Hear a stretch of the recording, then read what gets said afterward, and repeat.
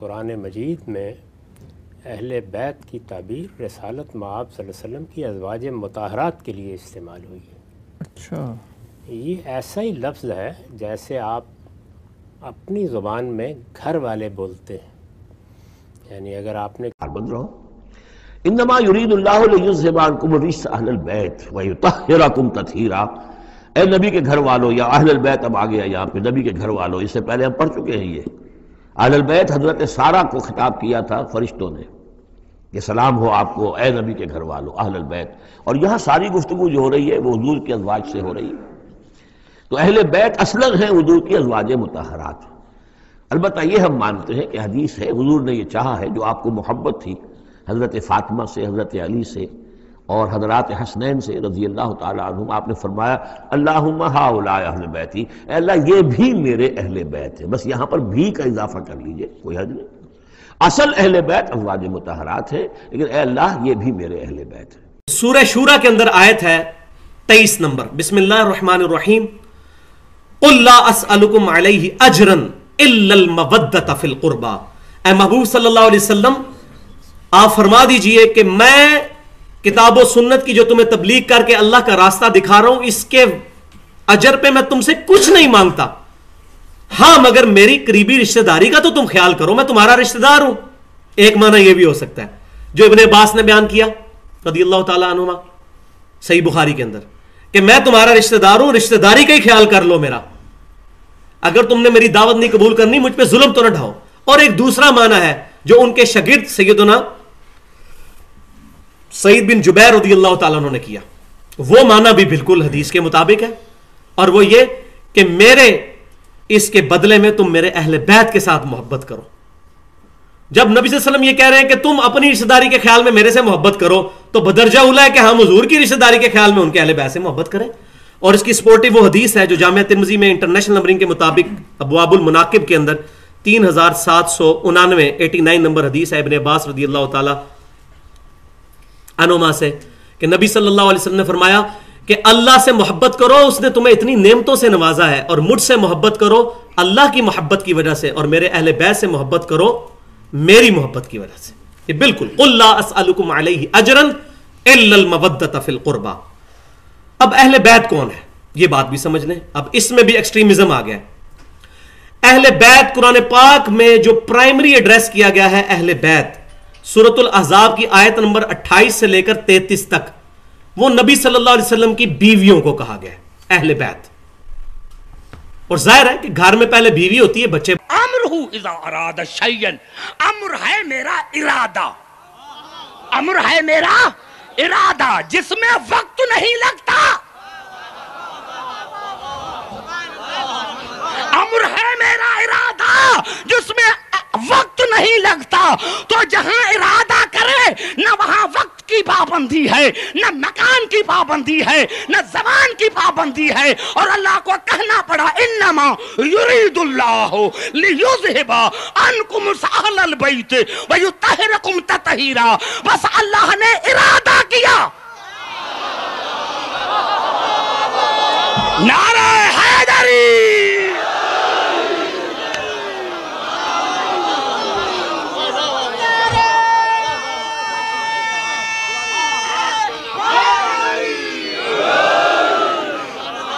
بھائی سمجھ میں آئی بات؟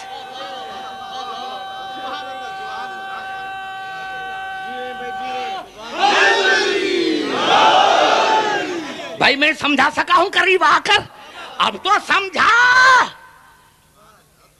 کہ ان کی طہارت، ارے خلقت تو اور بات ہے، جن کی خلقت میں، خلقت تو پتہ جانے عبدالحکیم کیا سمجھے گا یا کوئی اور مولوی کیا سمجھے گا، ارے جن کی طہارت کو تم نہیں سمجھتے، ان کی طہارت کیسے ہوئی؟ کیونکہ ان طہارت میں بھی خدا کا ارادہ، اور خدا کے ارادے میں کن ہوتا ہے، وہ بھی ہمارے سمجھانے کے لیے۔ تو خدا جانے اب یہ جو اہل البیت ہوگی اس کو اللہ نے کب طاہر کیا ہوگا؟ گھبرا تو نہیں گئے توجہ میری گفتگو پر؟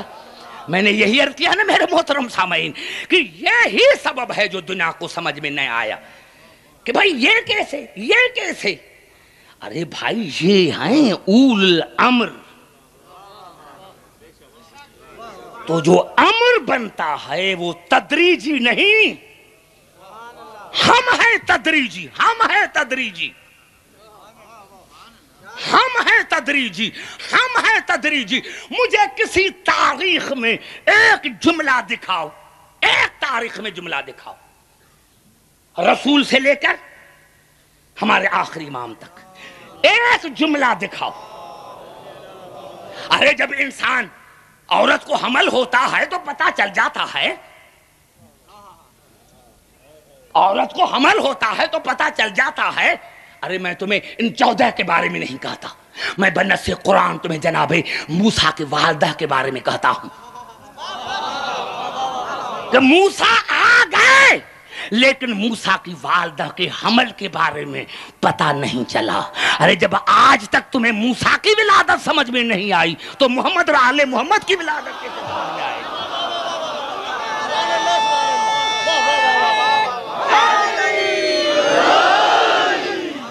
समझ में आ गई नौजवानों बात? अरे नहीं भाई, ये तो पता होता है कि ये मर गया, ये तो पता होता है ना कि ये मर गया, लेकिन खुदा ने उसके बारे में भी कहा वला तक़ूलू लिमन युक़्तल फी सबिलिल्लाह अमवात बल अहयाउन वलाकिन ला तशऊरून।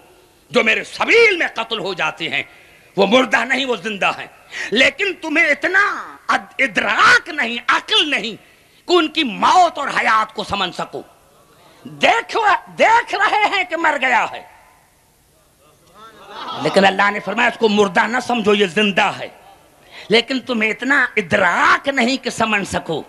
तो आज तक मुसलमानों को जब इनका मौत समझ में नहीं आया तो हयात कैसे समझ में आया? बड़ा जुमला मैंने कह दिया है मेरे दोस्तों, मैंने क्या हकाइक को मानना है, हकाइक को। जहां जहां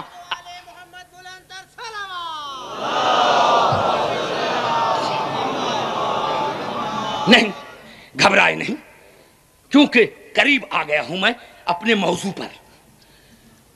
मैंने किया तो कुरान के हकाइक को मानने का नाम है ईमान। भाई अल्लाह ने तो कह दिया कुरान में हकाइक है, कोई हदीस नहीं पढ़ रहा हूं, हकाइक पढ़ रहा हूं कुरान हकीम से। भाई मैं डर रहा हूं, घबरा तो नहीं गए? तवज्जो चाह रहा हूं। मैंने क्या कि इतना बड़ा और इतना वास्ट मौजू है, खुदा करे कि मैं करीब करीब आकर जो है आपसे बात करूं। मैंने क्या किया कि हकाइक को मानना यह है ईमान। तो जब खुदा ने कह दिया कि मोहम्मद अल्लाह के रसूल हैं और जो उसकी मयत में हैं, अब जुमला कहना चाहता हूं समझाने के लिए कि जो उसके साथ हैं वो काफिरों पर सख्त, तो जो भी साथ हो उसको काफिरों पर सख्त होना चाहिए। घबरा गए शायद, मैंने बड़ा जुमला कह दिया है मेरे दोस्तों। नाराए हैदरी। भाई जो भी रसूल के साथ होना चाहिए, जो भी, उसको काफिरों पर सख्त होना चाहिए। और अगर साथ होने के बाद भी भाग गए तो फिर मायत का क्या मकसद? फिर मायत की क्या माने? कि जो अल्लाह ने यही कहा वल्लज़ीना माहू, जो भी साथ हैं, जो भी वो काफिरों पर सख्त, तो फिर किसी को भागना नहीं चाहिए। घबरा गए, इतना बड़ा जुमला मैंने कह दिया है। नहीं, अब हकायक को जाहिर कर रहा हूं, हकायक को जाहिर कर रहा हूं आपके सामने, तवज्जो चाह रहा हूं। कुरान की आयतें हैं, तकरीर मेरी टेप हो रही है। सूरत आले इमरान में इरशाद हुआ कुल अतीउल्लाह वर रसूल फइन तवल्लो फइनल्लाह ला युहिब्बुल काफिरीन। अल्लाह की इताअत करो, मेरे रसूल की इताअत करो, और जिसने भी मेरे रसूल को पीठ दिखाई تو ایسے کافر سے میں اللہ محبت نہیں کرتا.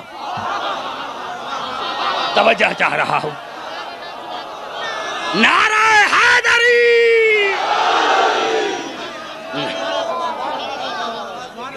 پتا چلا کہ جو بھی رسول کو حقائق کو ماننا پڑے گا. یہ نہیں کہ عبدالحکیم نے یہ آیت کیوں پڑھی,